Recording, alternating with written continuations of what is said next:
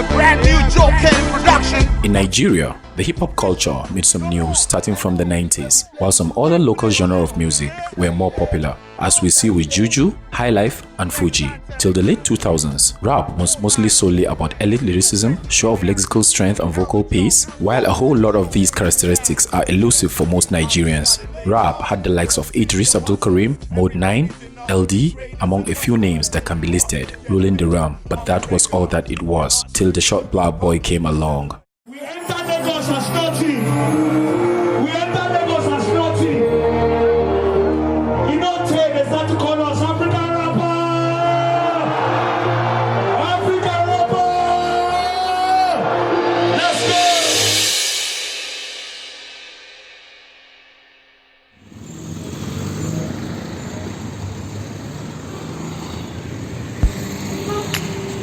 Jude M.I Abaga was born on October 4th, 1981 in Jos, Plateau State, Nigeria. Originally from Taraba, his parents are from Takum in Taraba State. Jude has two brothers, Jesse and Jason, with Jesse as well being an ace rapper in the industry. So make you they go slow for inside your moto. Chauffeur ya mi photo, a mini Roko, Paddy meeting Westwood, Kilele Coco. He said Jesse Jags, I don't know, but pass me the choco.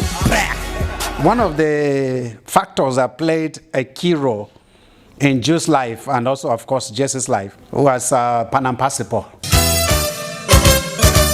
Come, let's praise the Lord. Come, let's praise the Lord. Come, let's praise the Lord. Come, let's praise the Lord.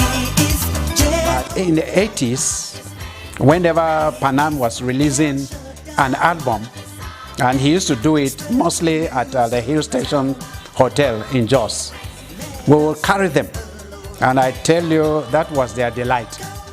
Panam was their mentor, was their idol. Panam was everything, and they loved his music, and they used to always attend his concert, and I think that played a very, very key role in their development, especially in light of music. Let's praise the Lord. Praise the Lord. Having observed that he enjoyed music and anything music, if we went to church and we had a guest musician on ground, Jude would leave the seat, go and sit maybe at the just very close to where the drums are or where the person is playing, and just be looking and kind of drinking in, taking in the presence of that person. I remember one program in a church, Panam Pasipo came, other musicians from Makurdi came, and we had to look for him after the program because he just left us and went to get lost, where to him it all, everything was happening, you know. So it was going to be his birthday, and then I felt, okay, let's look for a keyboard for him. So we bought one, wrapped it, and gave it as a birthday gift. First time I held the mic. Yeah, to perform. Wow, I was probably a child in church sometime. You know what I'm saying? It was a very, very long time ago. You know, but it's very addictive, and since then I've been in love with it. And this is the only thing I want to do. Man, my fondest memories are back in Jos before everybody blew. Where we were, we were living in this studio in Jos, in Carton Records, Liberty Dam Road. I think those are my best memories. Just me, Jude, Jesse, Ice Prince, Lindsay, Ruby, Taz, Leonie, and a few other people hanging around in this house. Ice Prince, Taz, Leonie, Eve, Lindsay, Ruby, we gon' make them believe. Yes. You know, when we signed him, it was a funny story. It was like a perfect meeting because, you know, Aldo had heard about him, but I was in Jos at the time working, and I didn't know him as M.I. I met him as Jude Abaga, and he was working at Afri1 at the time. And then when I came to Jos, I was working for a tobacco company, and I was doing a lot of promotions and whatever. And I met this young guy, and he's like, hey, you know, we became friends, and he started doing a lot of work for me, like promotions. And even with that, and I'm saying even with that, like there was a time when we were doing an event and I didn't have an MC. M.I said, just relax, I got this. M.I did the whole show beginning to end. Was the MC of the show, was the comedian, brought the artists, arranged the thing, make sure that, and then he even brought back and said, "Hey, Paul, you didn't spend all your money. There's some change." And I was like, "What?" Jude made attempts at comedy but quitted when he was the only one laughing at his own jokes embarrassingly. He did tell me the story of how the game started. It was a disaster. M is very funny. He just doesn't believe in his comedic side, talent enough, to do it. And I think that if he did, it would be great because there is a class of people that the comedy will be perfect for. If you're an intellectual, if you have a wacky sense of humor, if you understand wit, slapstick, you will love him. You will absolutely love him. His sense of humor is very witty, sometimes not for children, but it's hilarious if you're smart enough to get it. There are things he says that pass right over my head sometimes. There are things that I just why are you like? He has a way of passing his strong messages, packaging like jokes. He just threw it like that, but that's how it has been. I feel like from what I've seen since I was younger and now, of course he has invented his originality, but he has become a better person. M has always been great. Because when I heard perform, there was nobody popped in my head. And my head was simply, I have not heard somebody like this. He started playing the album, and the first song that came on was Imperfectly Me. And when I started hearing the song, I was like, Jesus Christ. But I tried to maintain plantain because I know that if I begin to shout, Emma will be like, yeah, you know how M is. So I said, let me just, so I just calmed down and I listened to like Imperfectly Me. There was a song called War, I'm Not a Chicken, I'm a Rooster, Crowd Mentality, a lot of all these songs. I said, okay, nice one, man, I'll get back to nice one, go, so that he would leave. As soon as he left, I closed the door, I just took my phone, I was like, yo, I'll do. I said, bros, it's over. This is the hardest Nigerian rapper I've heard in my life. Like, let's not waste time. But at the same time, Aldo telling me, Paul, there's this guy called Maghreb. You have to hear this guy called Maghreb, this Maghreb. So then I didn't know that Jude and Maghreb and M.I were the same person. I've given God conditions, have slandered my religion. I blinked and lost my vision. I thrive on superstition, but still I call the savior. With all of my behavior, love has persisted over each characteristic. Let me be. On the 1st of December 2008, M.I released his debut album, a seeming Christmas gift for the hip-hop community and the entire industry.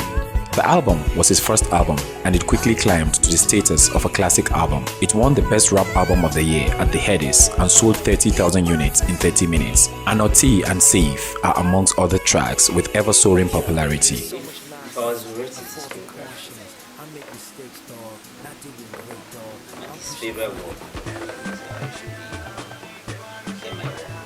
Sometimes I wouldn't even know that there was anything that has been released. People would just tell me, did you hear your song yesterday? So one day I called Jude. I said, Jude, what is going on that everybody is telling me, you are a lucky woman, you are this, you how blessed you are, and all that. So he just laughed and said, ha ha ha, mommy, we're into music. Jay-Z shit. Well, I'm sorta like that girlfriend. Bill Gates. I'm sorta like that girlfriend. Between 2009 and 2014, he molded the hip-hop scene with 2 more jaw-dropping albums in MI2, the movie, MI3, Chairman, and 3 powerful mixtapes, Illegal Music 1, 2, 3.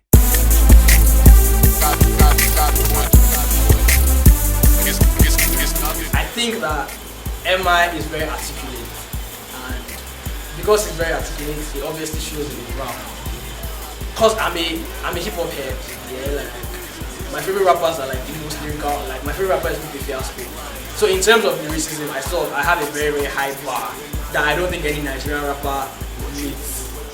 So, but outside of being super lyrical and being able to string up sentences that mean 3 things or 5 things, I think M.I can just say things in a way that even if they are corny, they still stick with you. I think he just has that gift, and I think that's the best part. Then his delivery is superb as well. The Chairman album pre-orders climbed to more than 30,000 copies on online platforms in 30 minutes. I love Bambele because I love what he's doing. He said them to be trapped. Practically kill the baseline. No long yelling. It's about to be effeminate. Niggas don't know what we planning. Niggas don't know what we planning. He's allowed. He's allowed. In 2018, M.I released the most conscious album of his discography, Young Denzel, A Study on Self-Worth. My child, recite the words of this ancient mythology. The wisdom I disperse in this verse. The album addresses delicate topics, usually untouched in that manner, like mental health, human psychology, politics, love and heartbreak, and many more topics, with doses of personal perspectives and experiences. You cannot build each other up. How will you build economy? How you think is how you are. It's just basic neurology. I listen to it twice a month, and I listen to it like 5 times in a row because it's therapy. I believe in me. You should too. Believe in you. Unquestionably, Young Denzel is one of the most important bodies of work that I think has come out of a rapper, an African rapper, and just a black man anywhere in the world. Like it's so important because there's so much of it that deals with emotion, who it is that you think you are, how emotionally men evolve. I think it's beautiful. I think every man in the world should listen to Young Denzel. Like I think that it's such an important album in what it says about the evolution of people, how we look at ourselves, how men look at themselves, and that you have this psychologist and psychiatrist narrative kind of running through that is so important, especially for right now. Well, Young Denzel was like, he chose a theme around with it. I was not in a great space too at that time, so a lot of the music on the album was you. So Young Denzel. They don't like it when they see a nigga winning, so believe in you.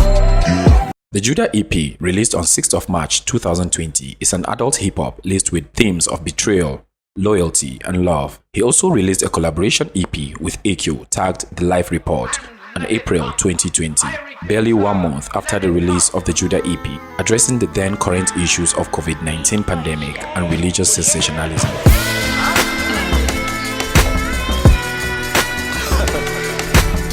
This brings his body of work to 10 solid projects in a 12-year career. And the award goes to... They call me M.I. Let's talk about the impact Mr. Incredible has made with his art. We enter Lagos as nothing. We enter Lagos as nothing.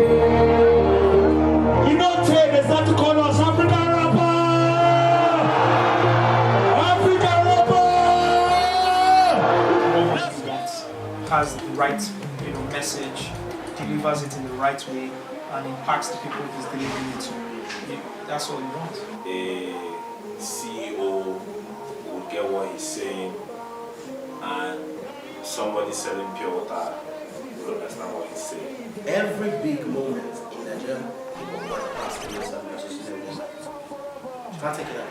So I think he's one of the people that have that power, that level of control to be able to give that attention to rap in Nigeria.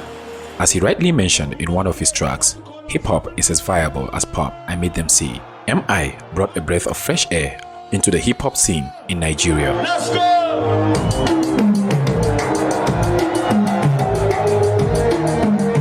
My dad had Africa Rapper #1 as his ringtone. And this is like my dad, my dad is not obviously into hip-hop in any way.